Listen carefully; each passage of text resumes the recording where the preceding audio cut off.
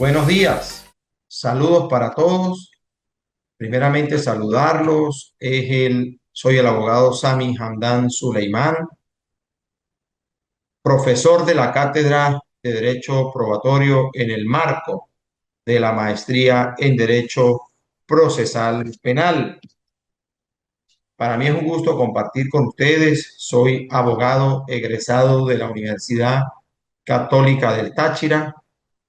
Tengo posgrados en las siguientes áreas: especialización en Derecho Penal, especialización en Gerencia Pública, maestría en Ciencias Jurídicas y Militares, y además tengo doctorado en Derecho egresado de la Universidad Central de Venezuela. Pero además ejercí la función fiscal o como fiscal del Ministerio Público por espacio de 20 años, 8 meses. Soy fiscal emérito. Logré obtener mi jubilación por los años de servicio y me encuentro hoy día dedicado al ejercicio de la profesión tanto en Venezuela como en Colombia. Soy abogado binacional. Tengo título de abogado en Colombia y título de abogado en Venezuela. Agradeciéndole a Dios y al Instituto de Estudios Superiores de Investigación y Posgrado por esta maravillosa oportunidad que me brinda para poder compartir con ustedes en el marco de la cátedra de Derecho Probatorio, en el marco de la maestría en Derecho Procesal Penal del Instituto de Estudios Superiores de Investigación y Posgrado. Vamos a ver una materia que verdaderamente es importante, relevante, que apasiona el ejercicio del derecho en cualquier área y tiene que ver con el derecho probatorio. Es una cátedra que nos va a ilustrar perfectamente el tema de la prueba, la importancia que tiene la prueba para el proceso penal y para cualquier otro. Sin embargo, hay unos temas que a veces dejamos de lado por el conductismo robótico que caracteriza la presencia de los abogados en el marco de los procesos. Y dejamos de ver algunos aspectos sumamente importantes sobre el tratamiento de la prueba. Vamos a hablar inicialmente del significado del derecho probatorio. Miren, el derecho probatorio es el conjunto de normas reguladoras de los medios de prueba a ser utilizados en un proceso. Entonces, cuando te referimos que es el conjunto de normas reguladoras de los medios de prueba a ser utilizados en un proceso, necesariamente debemos comprender lo relativo a la aplicación de la normativa adecuada en el ámbito probatorio. Entendamos acá la manera de incorporar en el proceso penal los medios de prueba, la oportunidad procesal que nos da el código para promover los medios de prueba, todo lo que tiene que ver con la práctica y evacuación de la prueba y en general todo aquello que guarde relación con el tema de la actividad probatoria. Es un tema, vuelvo y repito, que apasiona y yo les invito en el inicio de la cátedra a revisar el contenido del artículo 49 de la Constitución venezolana, especialmente en su numeral primero, que fija, si se quiere, el principio de licitud y legalidad de la prueba en el ámbito constitucional. Toda prueba obtenida con violación al debido proceso es nula. Eso está así fijado en la Carta Constitucional. Ahora, tomando en consideración la relevancia de la prueba en todos los procesos y muy especialmente en el tema del derecho procesal penal, debemos prestar mucha atención a los temas que vamos a tratar. Nosotros hablaremos ahorita de la naturaleza del derecho probatorio. Mucho se ha discutido acerca de la naturaleza de las normas jurídicas que regulan el derecho probatorio. Mucho se ha discutido, demasiado, podríamos decir. Sin embargo, hay unos puntos que a mi entender resultan importantes precisar en el estudio de las teorías que rigen la naturaleza del derecho probatorio. Tenemos un conjunto de teorías que son sumamente importantes. Tenemos la primera tesis, son 5 teorías. La primera tesis, en fuente del jurista italiano Salvatore Satta, sostiene que las normas sobre pruebas forman parte exclusivamente del derecho material. Se trata de una postura de Salvatore Satta, ¿verdad? Que a nuestro entender es aislada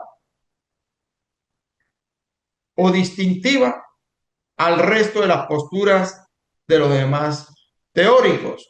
Y para poder comprender de mejor manera el tema, podemos tratar la segunda tesis, que considera que las normas sobre prueba son de naturaleza mixta, es decir, procesal y material.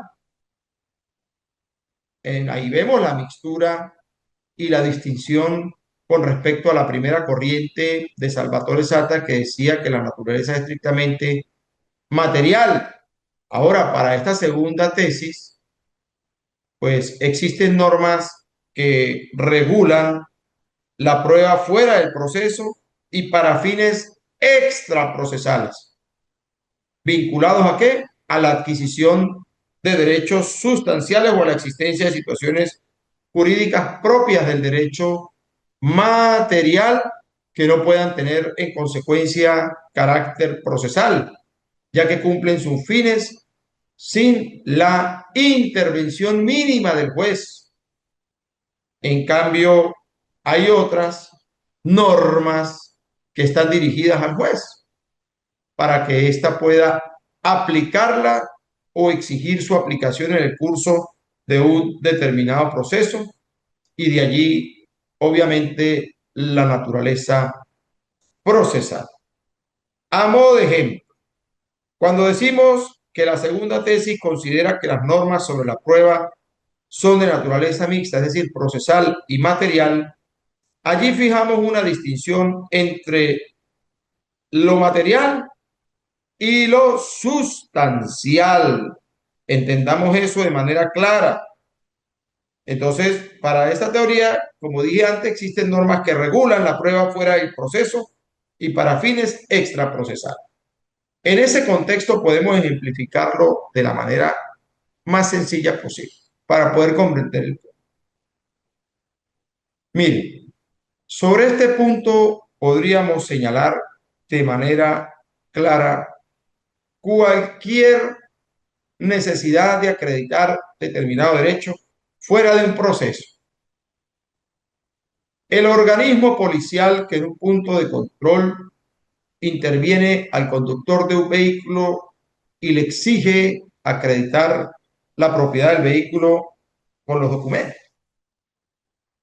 Allí el propietario o conductor exhibe el documento de propiedad del vehículo y desde el punto de vista jurídico material está acreditando su propiedad sin la necesidad de intervención procedimental en el ámbito judicial que amerite la práctica probatoria a los efectos de poder acreditar en un proceso penal, entiéndase un juicio, tal derecho.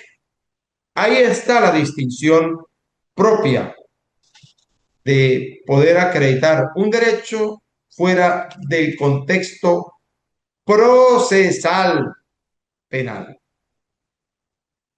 Entendamos eso de esta manera para poder comprenderlo con facilidad. Francesco Carneluti escribe que de las pruebas tienen normalmente necesidad siempre el juez, pero pueden tener necesidad también las partes y que basta esa reflexión para excluir que la prueba opere solo en el proceso y que por tanto constituya exclusivamente una institución procesal. Florian, Eugenio Florian es de esta postura, al igual que Hugo Alsina y Vicencio Panuccio. Entonces, fijémonos cómo hay eventos en los que se puede probar determinado derecho sin necesidad de estar en el ámbito de un proceso. Y eso es lo que recalca esta segunda corriente y de allí que hable de la naturaleza material y sustancial, una mixtura. Asimismo, los civilistas franceses acogen esta tesis tal cual lo hace el mismo Planiol Ripert. Ellos confinan la postura mixta en el contexto del derecho civil y del procedimiento, bajo el argumento de que el procedimiento es quien administra verdaderamente las pruebas. Los civilistas hispanoamericanos como Claro Solar, Alessandri Rodríguez, Somarriba, Undurraga son de similar postura.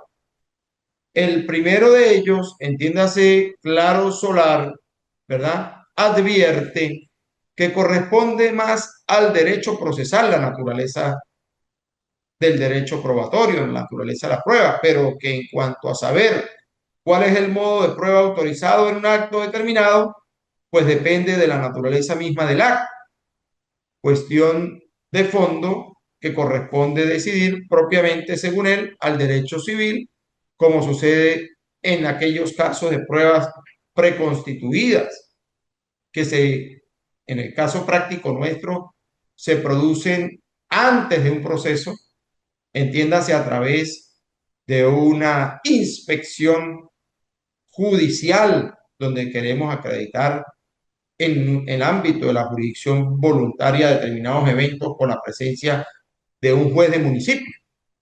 Y los segundos, entiéndase aquí como Alessandri Rodríguez y Somarriba Undurraga, ellos consideran o le asignan al derecho procesal las formalidades propias de la prueba en el proceso y al derecho civil la determinación de los medios pertinentes y su valor.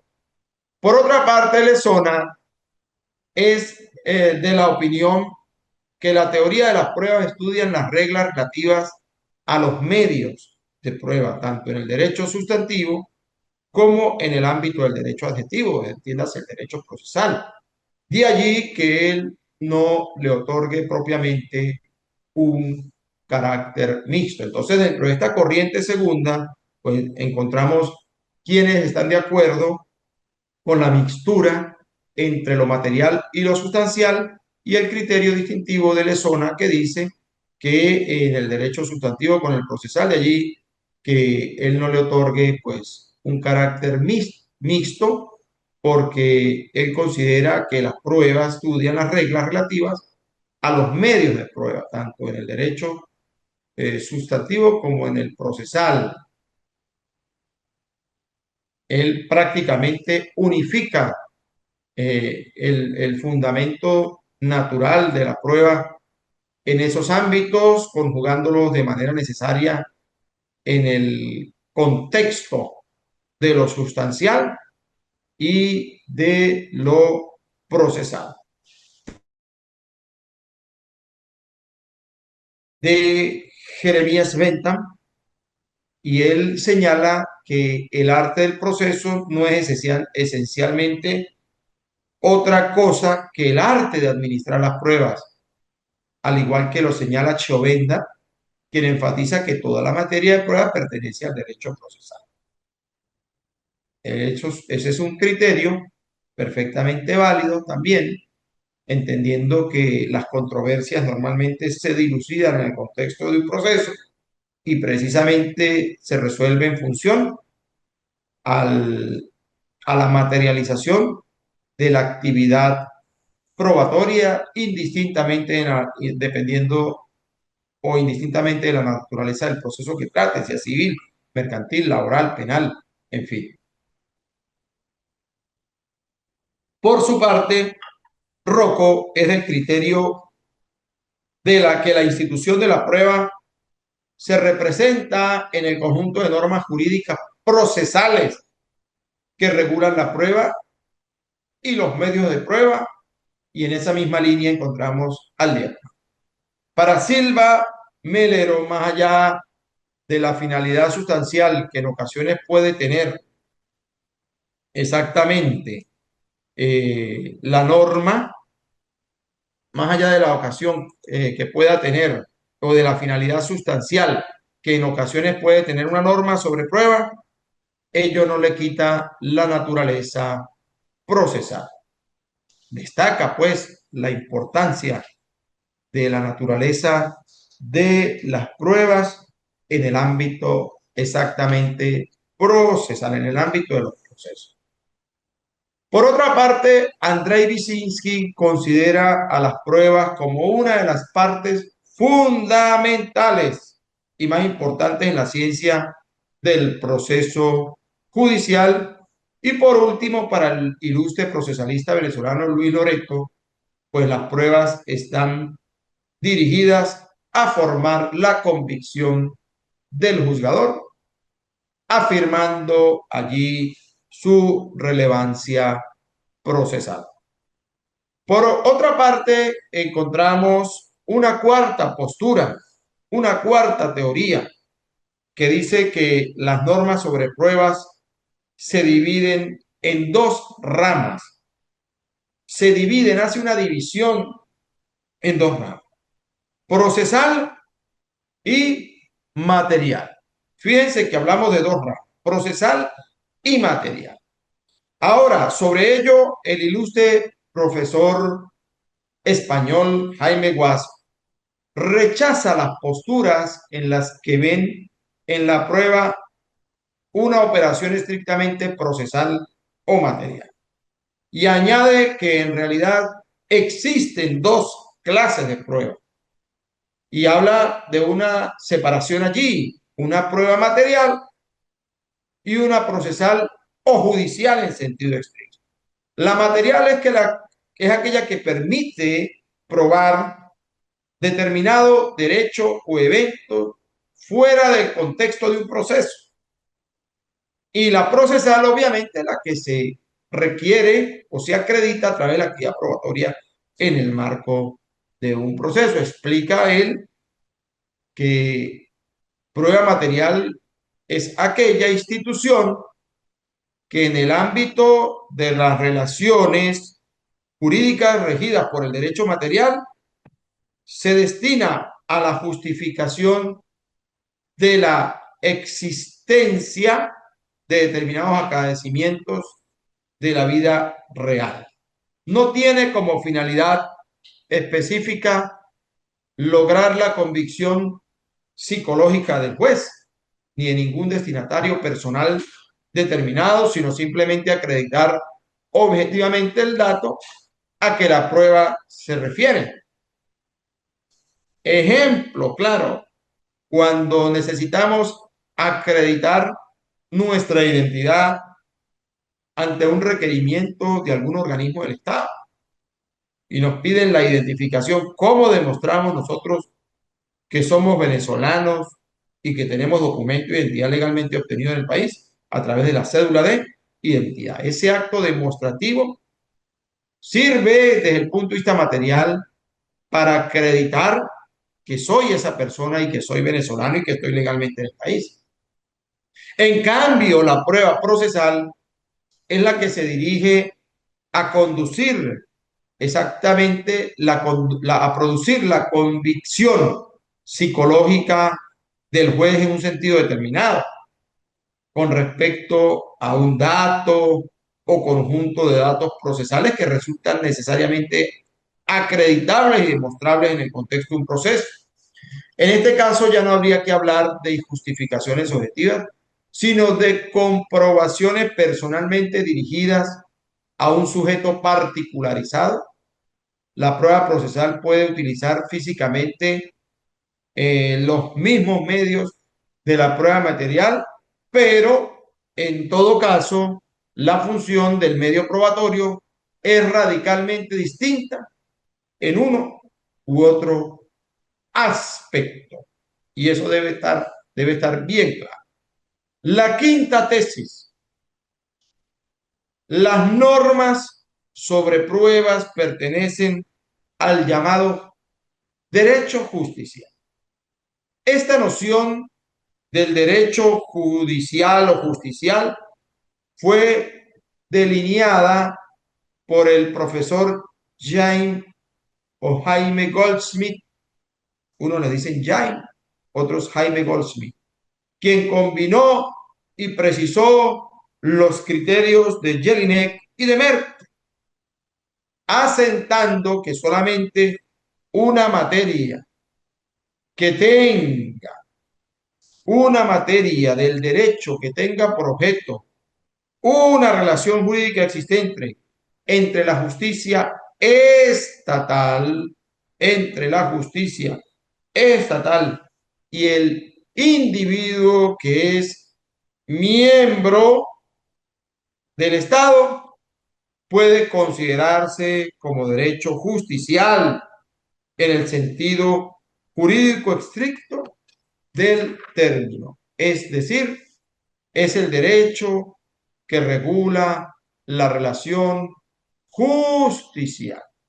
Es el derecho que regula la relación justicial, que por una parte impone a los órganos jurisdiccionales un deber de administrar justicia y por la otra otorga a los particulares un derecho al acto de tutela jurídica por parte del Estado.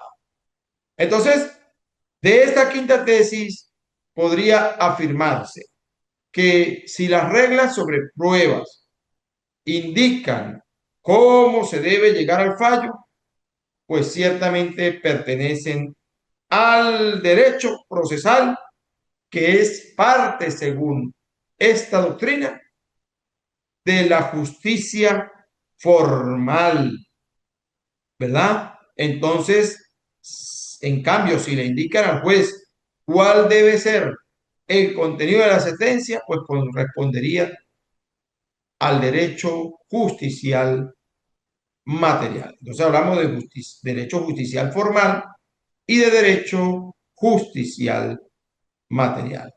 Bueno, sobre estos puntos yo quisiera que ustedes también avancen con el análisis, porque el material está en el aula, está en el aula, y para mí es importante que ustedes lo puedan revisar con suma calma para poder realizar los correspondientes análisis en función a las asignaciones que se van a ir fijando. La importancia del derecho probatorio.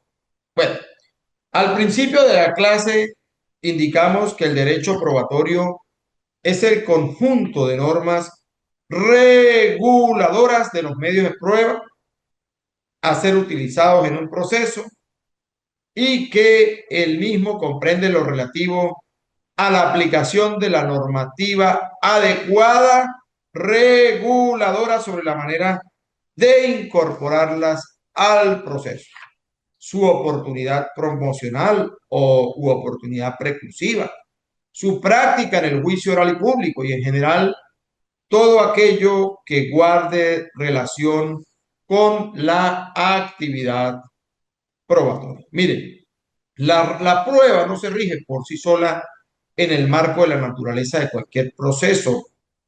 Entendamos que constituye la prueba un derecho humano, y tal reconocimiento deviene del bloque de constitucionalidad en materia de derechos humanos suscrito y ratificado por nuestro país. Entiéndase, la Declaración Universal de Derechos Humanos, el Pacto Internacional de los Derechos Civiles y Políticos, la Convención Americana sobre Derechos Humanos.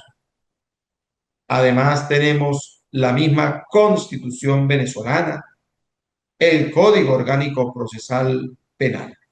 El derecho probatorio, pues, se representa en un conjunto de enunciados constitucionales y legales, y como bien lo indica el maestro venezolano Rodrigo Rivera Morales, el derecho probatorio regula un conjunto de garantías que recaen sobre la prueba, fijándolo con la frase el debido proceso en la prueba. En ese sentido, debo indicar que la Declaración Universal de Derechos Humanos del año 1948, proclamada por Venezuela, en su artículo 11.1 enuncia el derecho a que toda persona acusada de delito se le presuma inocente mientras no se pruebe su culpabilidad conforme a la ley y en un juicio público en el que se le hayan asegurado todas las garantías necesarias para su defensa. De esta disposición normativa transnacional se infiere el imperativo del debido proceso, como garantía adjetiva, como garantía procesal, que indiscutiblemente conduce al tratamiento de la prueba como un derecho humano en el marco de un proceso penal. Pero en esa misma línea, tanto el Pacto Internacional de los Derechos Civiles y Políticos como la Convención Americana sobre los Derechos Humanos, en su artículo 14, prevé de manera clara el Pacto Internacional de los Derechos Civiles y Políticos, el imperativo del debido proceso como garantía adjetiva que indiscutiblemente conduce al tratamiento de la prueba como un derecho humano en el marco de un proceso penal. Y en esa misma línea, pues también tenemos en la Convención Americana sobre Derechos Humanos que establece en el ámbito de los derechos del inculpado el derecho a la concesión de tiempo y medios adecuados para la preparación de su defensa. Entonces, fijémonos cómo el bloque de constitucionalidad reconoce literalmente el derecho humano a la prueba y ese bloque de constitucionalidad en el ámbito de la Constitución venezolana, el artículo 23 le da valor absoluto en mejor derecho aplicable en función al principio pro homine. Y ya en el ámbito propio de la regulación constitucional, el artículo 49 de la Constitución de la República Bolivariana de Venezuela, allí se consagran un conjunto de garantías adjetivas tanto en el contexto judicial como administrativo, ¿verdad? En 8 numerales que componen esta disposición, destacándose la prevista casualmente en el numeral primero, que reconoce el derecho que tiene toda persona a ser notificada de los cargos por los cuales se le investiga en el marco de una investigación y de acceder a las pruebas, de disponer del tiempo y de los medios necesarios o adecuados para ejercer su defensa. Y reafirma que aquellas pruebas obtenidas con violación del debido proceso se tendrán nulas, es decir, que las mismas deben ser adquiridas e incorporadas de manera lícita al proceso penal conforme a la misma Constitución venezolana y a la ley procesal. Caso contrario, resultarían ineficaces. Bueno, entonces, fijémonos la importancia que en todo caso tiene el bloque de constitucionalidad en materia de derechos humanos y su importancia es tal que ese bloque de constitucionalidad en materia de derechos humanos, en conjunción con la misma Carta Constitucional Venezolana y el mismo Código Orgánico Procesal Penal, destacan la relevancia de la prueba en el ámbito del proceso penal como derecho humano, bien sea del investigado, del imputado, del acusado. Así es como la organización, en todo caso, de Estados Americanos, a través de la red hemisférica de intercambio de información para la asistencia mutua en materia penal, ha fijado posición al respecto y ha indicado que al suscribirse la República asume de manera directa obligaciones no solo con los otros estados de la comunidad internacional, sino principalmente con los individuos que viven bajo su jurisdicción. Y tal obligación de respeto al contenido de los tratados en materia de derechos humanos está dispuesta en los artículos casualmente 26 y 27 de la Convención de Viena sobre el derecho de los tratados, de fecha 23 de mayo del año 1960. Y es que el artículo 26 de esa Convención de Viena sobre el derecho a los tratados consagra el Pacta sunt servanda, que dice que todo tratado en vigor obliga a las partes y debe ser cumplido por ellas de buena fe. Entonces, además el artículo 27 de esta Convención de Viena sobre el derecho a los tratados dispone que el derecho interno y la observancia de los tratados, ¿verdad? Una parte no podrá invocar las disposiciones de su derecho interno como justificación del incumplimiento de un tratado. Esta norma se entenderá sin perjuicio de lo dispuesto en el artículo 46. De allí que tal asunción implique el respeto a las garantías mínimas en el contexto del debido proceso legal que a todo evento le asiste al imputado y acusado, traduciéndose, entre otros derechos procesales, el ineludible derecho a ser informado sobre la naturaleza de la acusación, el derecho a otorgársele el tiempo prudencial para el ejercicio del derecho a la defensa por sí o por un abogado defensor de su elección, sea público o privado, ser juzgado sin dilaciones indebidas, así como el derecho a no declarar contra sí mismo. Entonces, nosotros debemos entender el derecho a la prueba en su máxima expresión, teniéndose por ello, entendiéndose por ello que se trata de un derecho humano